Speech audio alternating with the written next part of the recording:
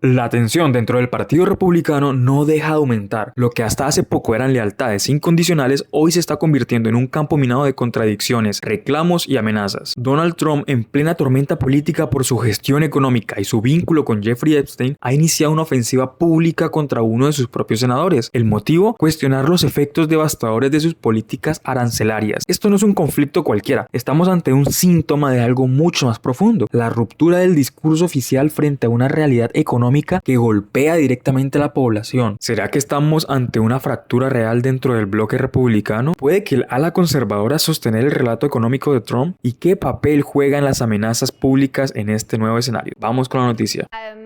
On the trade front with the Japan deal, the headline I was paying attention to was that the United Auto Workers and the Big Three opposed the Japan trade deal.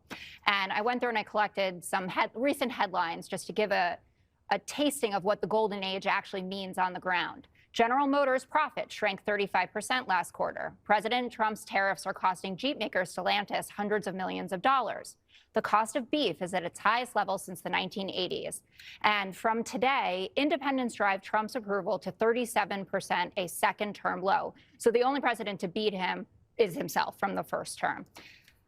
Border security, sure, he still has a positive approval rating on that, but not on immigration as a whole, because lo and behold, people don't want grandmas and people who've been here for decades rounded up. They don't want people sent to CCOT.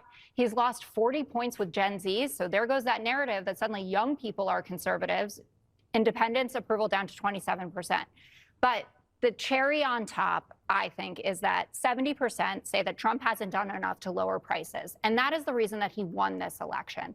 It was an election about the economy where people had said, inflation is too high. I go to the grocery store and I see what's going on. And I was obviously on this panel throughout the election. And you guys said to me repeatedly, stop telling people what their real life looks like. Stop telling people what their real life looks like applies right now. They are saying that Donald Trump is too focused on his hard hat mission or his crypto, whatever, and get the prices down. Desde la Casa Blanca se insiste en que los aranceles son una herramienta de negociación exitosa, pero fuera de ese círculo de propaganda, la realidad es otra. Los costos los pagan los consumidores, los trabajadores y las pequeñas empresas. Lo que Trump presenta como ingresos del Estado son en realidad impuestos indirectos a millones de ciudadanos que enfrentan precios más altos todos los días. Y ya no solo lo denuncian analistas de la oposición, también lo reconocen figuras republicanas como el senador Josh Hawley, quien ha propuesto un cheque de reembolso como medida paliativa, pero esa misma propuesta ha encendido la furia del presidente. So this is not going to the hedge fund managers or all the Biden voters. This is not going to the Wall Street kingpins. They don't need any of it. This is going to the Trump blue collar voters, the people who Joe Biden crushed, the people who didn't get a raise under Joe Biden for 4 long years, the people who cannot afford their gas because Joe Biden shut down our energy, who can't afford their groceries because Joe Biden drove up the price of everything. And it is a message from us to them, from Trump to these folks, that he is here to deliver for them. You know, I got the idea from the president. I mean, the president said maybe we ought to do a little rebate. Great idea. It tells our people, the working people, that we are here for you and these policies are going to benefit them and we're in it for the long haul. These Trump policies are here to stay. Trump quiere capitalizar la medida, pero rechazar la narrativa que lo justifica. No tolera que señalen los efectos de sus decisiones y su respuesta ha sido una publicación explosiva cargada de acusaciones directas contra Hawley. Un mensaje que revela mucho más que un desacuerdo puntual. Es una advertencia. Dice Donald Trump: ¿por qué un senador republicano, Josh Hawley, del gran estado de Missouri, se uniría a todos los demócratas para bloquear una revisión patrocinada por Rick Scott y con el apoyo de casi todos los demás republicanos sobre las operaciones bursátiles de Nancy Pelosi en los últimos 25 años? La información fue publicada de manera inapropiada apenas minutos antes de la votación, muy parecido a un sabotaje. Los demócratas, debido a nuestros logros y éxitos tremendos, han estado tratando de atacarme durante mucho tiempo y están usando a Josh Hawley, a quien elegir 2 veces, como un peón para ayudarlos. Me pregunto por qué Hawley aprobaría un proyecto de ley que Nancy Pelosi le encanta absolutamente. Está jugando directamente en las manos sucias de los demócratas. Es un gran proyecto de ley y para ella y su esposo. No sé por qué, pero es tan malo para nuestro país. No creo que los verdaderos republicanos quieran ver a su presidente, que ha tenido un éxito sin precedentes, siendo atacado por los caprichos de un senador de segunda categoría llamado Josh Hawley. Bueno, lo de siempre, repitiendo una vez más la misma estrategia, pero en este caso el ataque deja ver una fractura más profunda. Ya no solo se trata de proteger una imagen pública, se trata de silenciar a quienes exponen los efectos reales de las políticas presidenciales. El problema para Trump es que los datos son difíciles de ocultar. Los aranceles están encareciendo productos básicos. El presupuesto aprobado por su administración reduce servicios esenciales y ni siquiera los intentos de compensación propuestos desde su propio partido logran revertir esa percepción. Thank you, Mr. Chairman. Donald Trump is single-handedly driving this economy off a cliff. With no evidence to back him up, he's claimed emergency authorities to slap new tariffs on nearly every product we import from nearly every country. But Congress has the power to reverse these tariffs, and we should do so immediately. Tariffs can be a tool to help build things in America, but Trump has slapped tariffs on, then off again with no rhyme or reason. And the uncertainty about the long-term rules makes companies far less likely to invest in manufacturing or jobs here in the United States. If Congress doesn't stand up to Trump, economists predict a recession before the end of the year. And Fed Chair Jerome Powell says we're in a real danger of, quote, both higher unemployment and higher inflation. Translation, Trump's tariffs will push millions of workers out of jobs and push prices up at the same time. So, Ambassador Greer, we've heard a lot of conflicting statements about whether these tariffs are here to stay, how many more rounds of on-off we're going to do. So let me ask the question from a different perspective. Ambassador Greer, we lost 700,000 jobs each month in the last recession. If 700,000 Americans lose their jobs, will the Trump administration suspend these tariffs? Senator, I think the economists who are making these projections, who often are in favor of fully unfettered free trade, are the same ones who said in the first Trump term that putting tariffs Greer, I something that's going to happen, let me just Senator. stop you there. I'm not asking about projections. I'm asking if the numbers show that 700,000 people have lost their jobs because of these new tariffs that Trump has slapped on.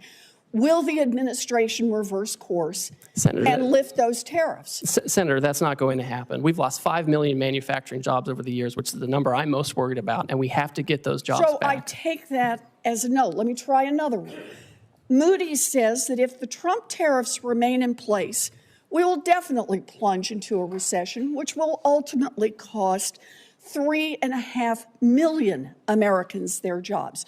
So, Ambassador Greer, if Trump's tariffs push 3.5 million people out of work, will the Trump administration reverse course and lift those tariffs? Senator, the Wall Street analysts are wrong. They never want to have any kind of change to the status quo. Right or but that's who you're quoting to me, Senator. Senator. I'm giving you a number. If the number is 3.5 million, if it never comes to pass, you don't have to worry about your answer. But if 3.5 million people lose their jobs because of these tariffs, is the Trump administration prepared to lift them? Right now, this minute, we're working on negotiations with countries who believe they can achieve reciprocity with us and get their trade deficit down. And that's the emergency we're focused on. There's not going to be a situation where years from now we've lost millions of jobs. Let me try one more time. If Trump tariffs push workers out of their jobs and raise prices, as Fed Chair Powell has predicted, will you reverse course then?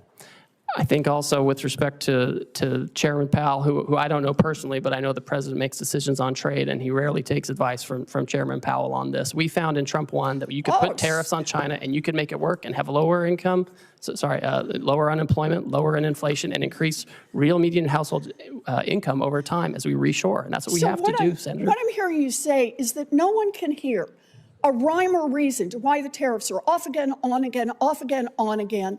But what you're telling us is the fact that hundreds of thousands, even millions of people could lose their jobs and that prices could go up will not be a factor for you or for Donald Trump for rolling those tariffs back. Look, if Republicans are serious about protecting American jobs and fighting inflation, then they can join Democrats right now to pass a resolution to fix Trump's reckless tariffs. This economy is teetering on the edge of collapse. We have the power right here in the Senate and over in the House of Representatives to take this authority away from Donald Trump. We can get this voted on. Senator Wyden and I have already are about to introduce the bill to do that. And if Republicans are serious about not playing the red light, green light with tariffs, but instead about protecting our economy, our families, our jobs, and keeping prices low, then Republicans should join us on that. Thank you, Mr. Chairman. Senator Welch. Thank you. You know, there's a place for tariffs on China. Targeted tariffs make some sense.